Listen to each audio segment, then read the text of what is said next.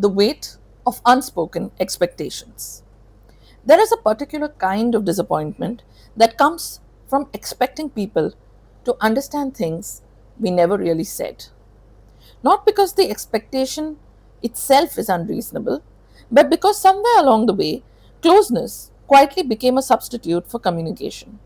The closer we feel to someone, the more we begin believing that they should simply know what matters to us, what hurts, what support looks like, and what silence means. When care starts feeling unequal, one person remembers details, notices moods, checks in, and anticipates emotional needs.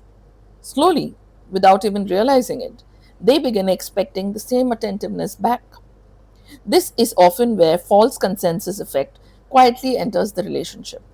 We assume people naturally value the same things we value and express care the way we do.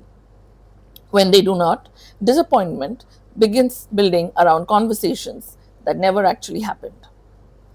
When silence starts sounding personal, a delayed response suddenly feels intentional, a forgotten detail feels emotionally loaded, an absent gesture begins carrying far bigger meaning than the moment itself.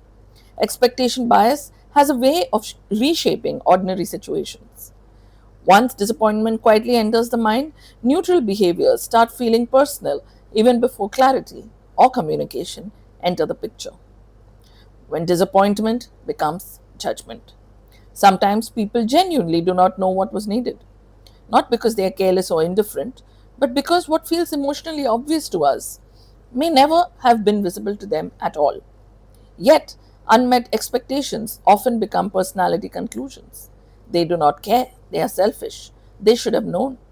This is where fundamental attribution error quietly takes over, making us judge character instead of context.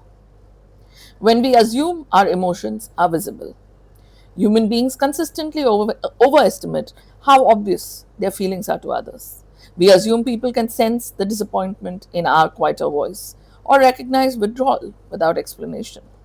Illusion of transparency makes us believe our inner world is far more visible than it really is.